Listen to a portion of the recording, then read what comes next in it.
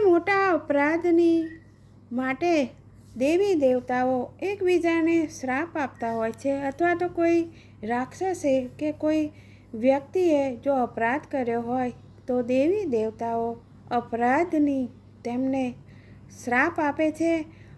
પરંતુ જો દેવીઓ જ એકબીજાને શ્રાપ આપે તો આજે આપણે એક એવી કથા સાંભળીશું જેમાં માતા લક્ષ્મી, માતા સરસ્વતી અને ગંગા મૈયા પરસ્પર એકબીજાને શ્રાપ આપે છે. શા માટે શ્રાપ આપે છે?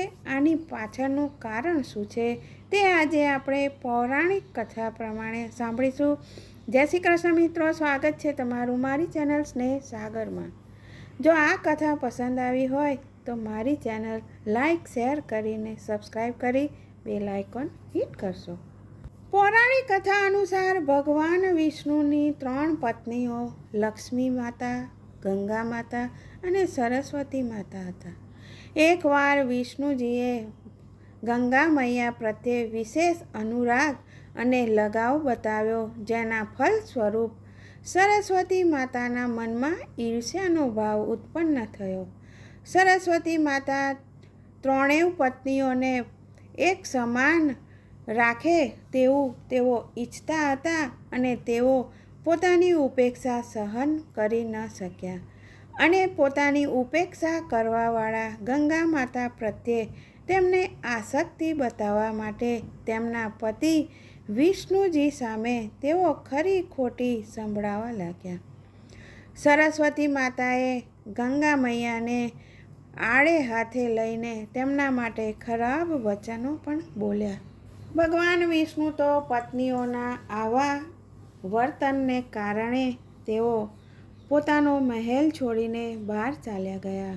કંઈ પણ કીધા વગર તેઓ આવી રીતે બહાર જતા રહ્યા. આથી સરસ્વતી માતાને ખૂબ જ ક્રોધ આવ્યો અને તેઓ ભડકી ઉઠ્યા. તેમણે ગંગા મૈયાના કેસ પકડીને તેમને મારવા માટે લપક્યા, પરંતુ લક્ષ્મી માતા વચ્ચે આવીને બંનેને શાંત કરવાનો પ્રયાસ કરાવતા હતા અને આના પર સરસ્વતી માતાએ લક્ષ્મી માતાને પણ ગંગા મૈયાની સહાયિકા માનતા તેમનું પણ અપમાન કરી નાખ્યું અને બંનેની વચ્ચે આવવા માટે તેમને એક વૃક્ષ બની જવાનો શ્રાપ આપી દીધો.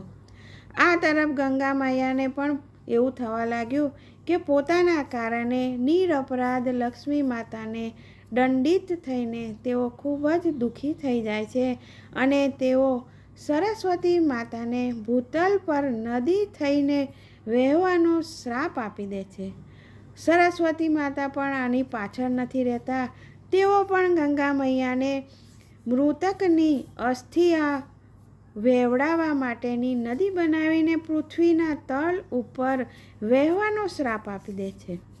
જ્યારે ભગવાન વિષ્ણુ પાછા ફર્યા ત્યારે પત્નીઓના પરસ્પર આવા કલહથી અને શ્રાપ વગેરેથી તે માહિતગાર થાય છે અને ભગવાન વિષ્ણુએ લક્ષ્મીજીની શાંત વૃત્તિ અને સહનશીલતા અને ઉદારતા જોઈને ન ફક્ત તેમને પત્નીના સ્વરૂપમાં પોતાની પાસે રાખવાનું ઉચિત સમજ્યું, વિષ્ણુ ભગવાને ગંગા અને સરસ્વતીનો ત્યાગ કરવાનું નક્કી કર્યું.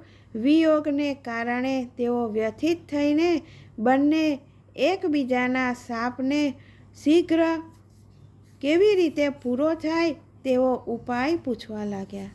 ત્યારે ભગવાન વિષ્ણુએ ગંગા મૈયાને બતાવ્યું કે તમે નદીના રૂપમાં સ્વર્ગ, ભૂલોક અને પાતાલ લોકમાં એમ 3 જગ્યાએ વહેશો અને તમારું સ્થાન ભગવાન શંકરની જટાઓમાં પણ હશે અને અંશ સ્વરૂપમાં તમે સ્વર્ગમાં મારા સાનિધ્યમાં રહેશો.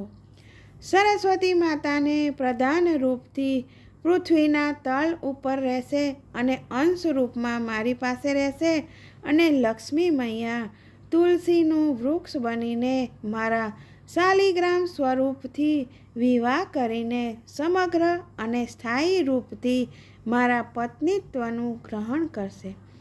બંને દેવીઓ શાપ અનુસાર નદી સ્વરૂપ ધારણ કરીને તેઓ પૃથ્વી પર આવ્યા.